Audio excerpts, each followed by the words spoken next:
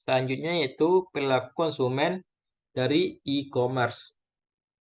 Perilaku konsumen merupakan studi di mana Anda bisa mengetahui dan mempelajari perilaku seseorang terhadap brand atau perusahaan yang dibuat. Perilaku mengenai konsumen berkaitan dengan seluruh proses yang dilakukan individu ketika mereka menghadapi tawaran sebuah produk, mulai dari aktivitas mengetahui hingga mengevaluasi produk tersebut.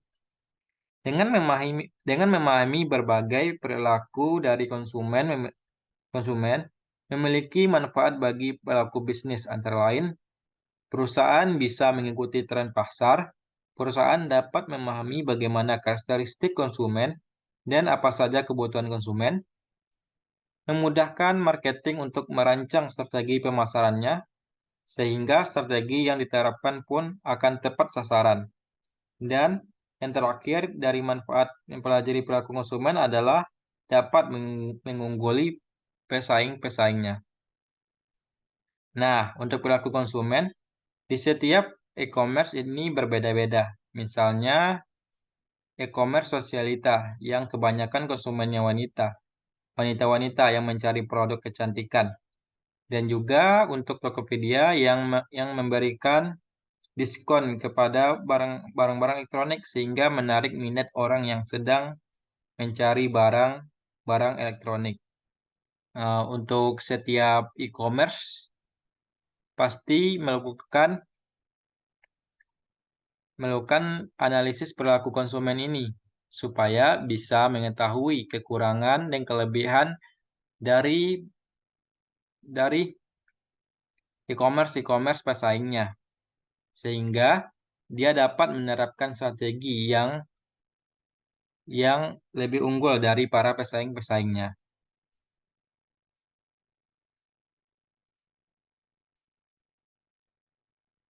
Setelah perilaku konsumen, sekarang kita akan membahas analisa persaingan e-commerce di Indonesia.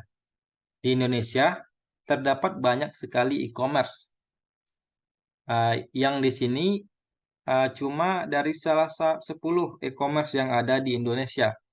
Setiap e-commerce pasti akan melakukan analisa persaingan terhadap e-commerce lainnya, agar e-commerce tersebut dapat mengetahui kelemahan dan kelebihan dari e-commerce tersebut. Dengan melakukan analisa pesaing, maka perusahaan bisa memperoleh ide dan strategi dengan mudah tentang kebutuhan pelanggan serta hal-hal yang lebih mereka sukai. Sehingga selain itu perusahaan juga akan menemukan cara bagaimana menjual produk tersebut kepada konsumen atau pelanggan.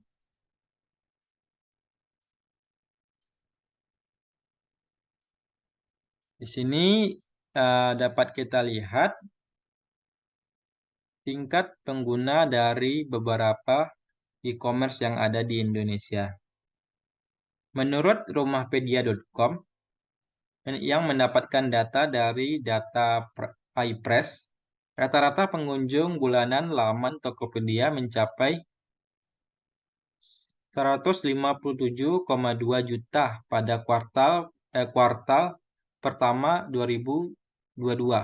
Angka tersebut naik 5,1% dari kuartal keempat 2021 yang tercatat 149,6 juta kunjungan. Sementara Shopee di urutan kedua dengan rata-rata pengunjung bulanan 132,77 juta pada kuartal pertama di tahun 2022, naik 0,6% dari kuartal sebelumnya yang masih 100,31,9 juta. Kemudian Lazada naik ke peringkat 3, menggeser Bukalapak pada 3 bulan pertama tahun 2002. Rata-rata pengunjung bulanan dari kedua e-commerce tersebut masing-masing mencapai 24,68 juta dan 23,1 juta. Sementara Orami naik ke posisi 5, Blibli turun ke posisi 6 Ralali naik ke peringkat 7 dan Zalora naik ke posisi 8. Adapun JDID turun ke posisi 9 dan Bineka turun ke posisi 10 dengan rincian jumlah pengunjung bulanan seperti terlihat pada grafik.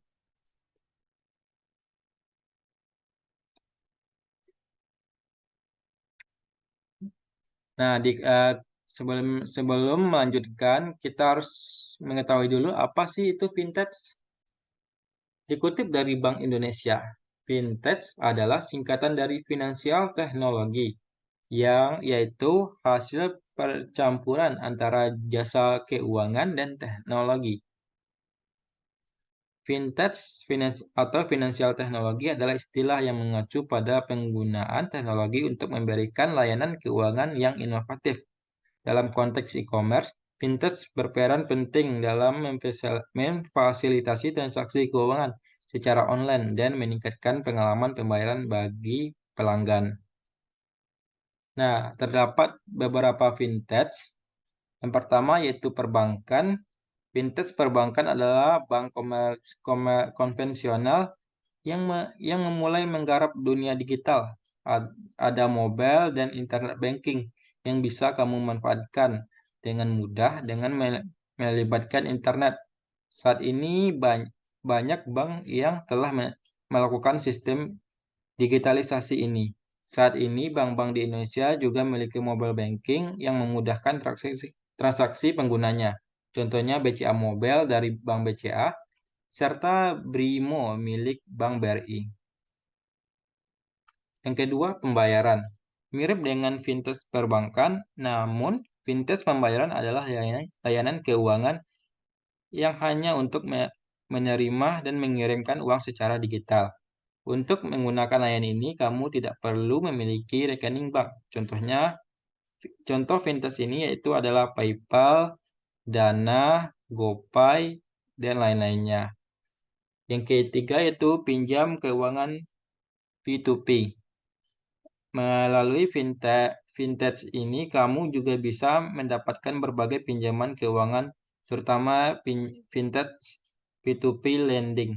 Untuk pinjaman keuangan P2P, seorang calon meminjam uang akan dipertemukan secara virtual dengan investor yang berniat meminjamkan uang.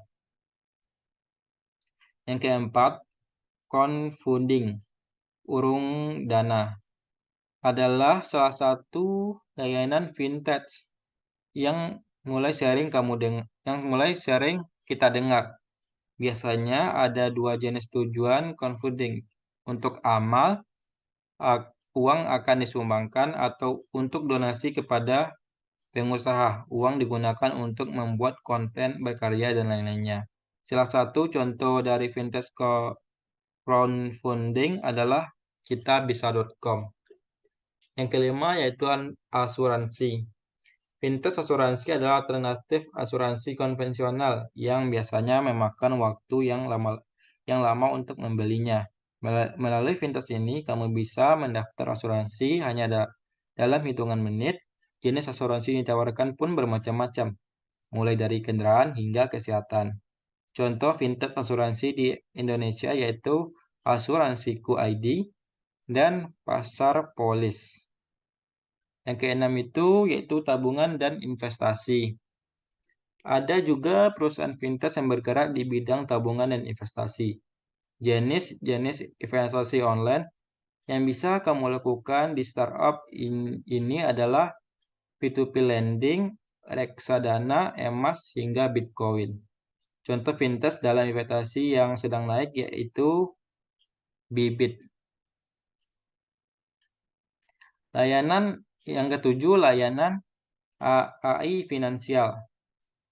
Vintage layanan AI adalah vintage yang akan membantu membuat keputusan finansial. Layanan ini juga sering disebut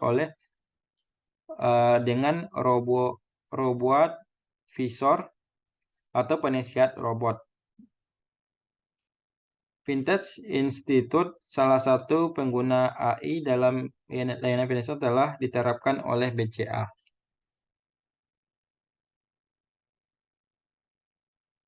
Nah, berikut merupakan vintage yang digunakan oleh beberapa e-commerce. Dapat kita lihat yaitu Shopify yang sering digunakan, yang hanya kita dapat gunakan pada e-commerce Shopee, dan juga GoPay yang erat hubungannya dengan pembayaran di e-commerce Tokopedia.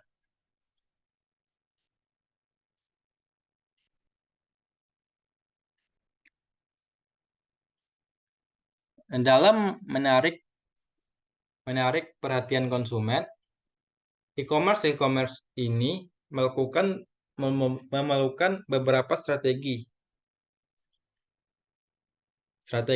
Berikut merupakan beberapa contoh strategi e-commerce yang sudah saya buat.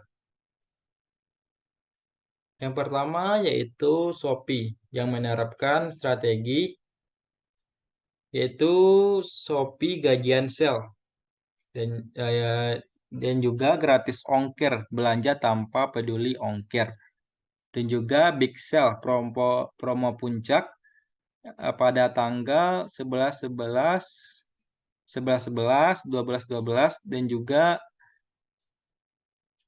11/22 dan seterusnya. Dan juga Shopee Mantul Sale yang diadakan pada waktu tertentu. Yang kedua itu Tokopedia. Tokopedia juga menerapkan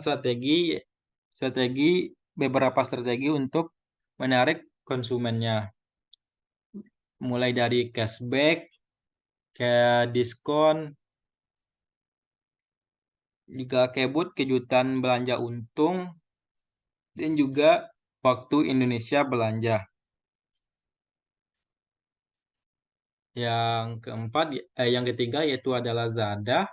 Lazada juga menerapkan beberapa strategi untuk menarik pelanggannya, yaitu dengan bonus voucher diskon, juga birthday sale penuh kejutan, harga banting diskon terbesar 1 hari, dan juga diskon terbesar semua brand di Lazada Mall.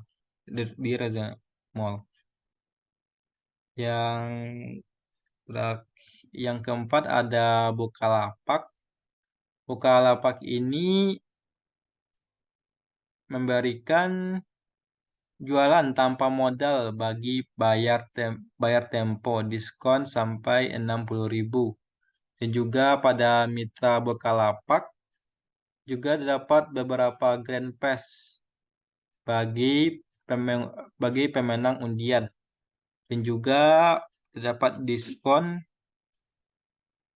voucher diskon untuk dalam berbelanja. Yang terakhir yaitu ada Blibli. Blibli juga menerapkan strategi diskon, itu mulai dari diskon untuk kebutuhan masak, diskon untuk kecantikan, diskon untuk barang elektronik, dan juga diskon-diskon yang lainnya. Untuk peringkat e-commerce yang ada di Indonesia pada Play Store dipegang oleh Shopee di urutan pertama, dan di urutan kedua yaitu Lazada, sedangkan Tokopedia berada di urutan ke-6, Blibli di urutan ke-10, Zalora di urutan ke-16, dan Bukalapak di urutan 13.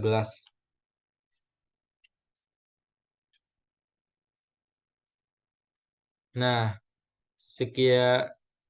bagaimana teman-teman? Apakah kalian sudah paham mengenai analisa pesaing, perilaku konsumen, nilai vintage, strategi perusahaan, dominasi pasar konsumen digital dari seluruh marketplace di Indonesia? Saya harap video kali ini dapat bermanfaat bagi teman-teman sekalian. Sekian dari saya. Kalau ada kata-kata yang kurang, mohon dimaafkan. Jangan lupa subscribe, like, dan komen. Thanks for watching, dan terima kasih.